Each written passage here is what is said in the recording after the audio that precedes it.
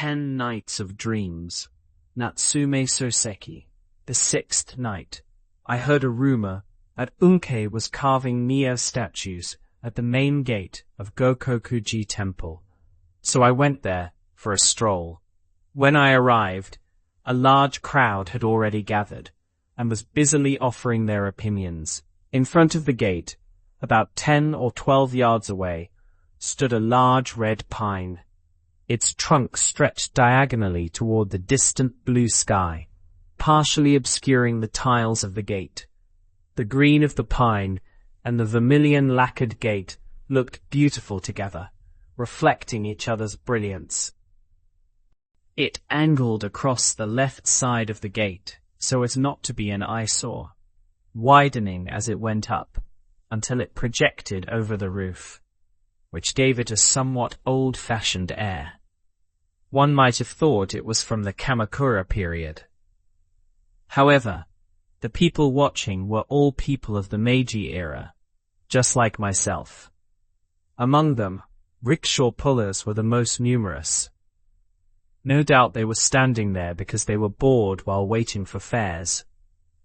"It's a massive thing, isn't it?" one said.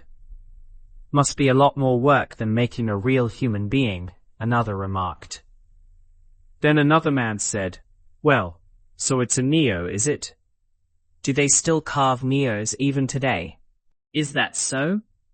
I thought they were all just old ones." "He certainly looks strong," another man chimed in, addressing the others. "You can certainly say that again.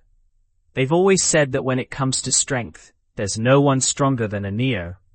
They say he's even stronger than Yamato Takeru no Mikoto." This man had his kimono tucked up at the back and was hatless.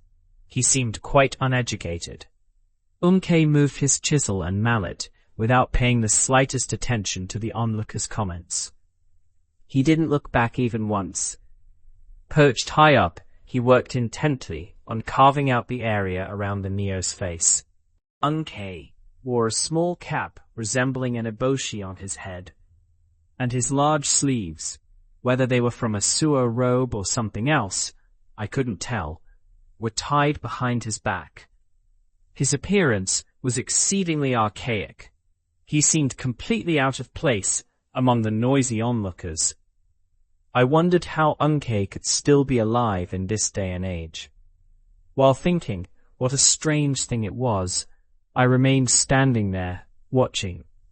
Unkei, however, seemed to feel nothing strange or odd at all, carving with all his might. A young man, who had been looking up at this scene, turned toward me and said, as expected of Unkei, "His attitude says that the only heroes in this world are the Neo and himself. Truly admirable." I found these words interesting.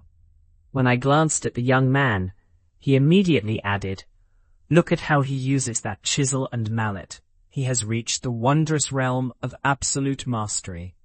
Unkei had just carved a thick eyebrow horizontally, about an inch high.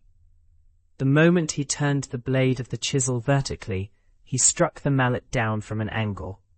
He carved the hard wood in a single stroke, and just as the thick wood chips flew in response to the sound of the mallet, the side of an angry nose with flared nostrils suddenly emerged. The way he used the blade was truly unreserved. He seemed to harbor not a single doubt.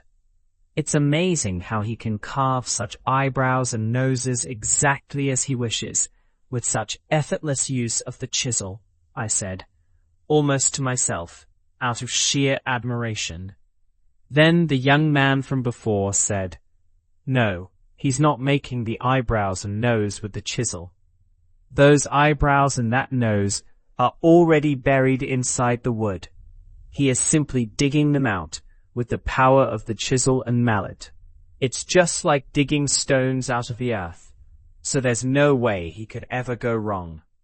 At that moment, for the first time, I remembered that that was what sculpture was, and it occurred to me that if that were the case, anyone could do it. Suddenly, wanting to carve a Neo myself, I stopped watching and hurried home. Taking a chisel and a hammer from my toolbox, I went out back.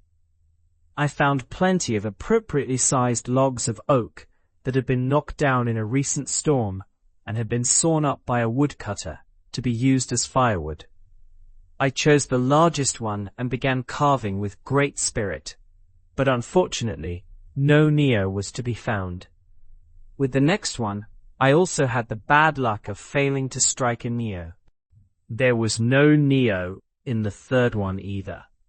I tried carving the logs in the pile one after another, but not a single one of them contained a Neo hidden inside. Finally, I realized that Neos are simply not buried in the wood of the Meiji era. And I also came to understand, more or less, the reason why Unkei has lived until this day.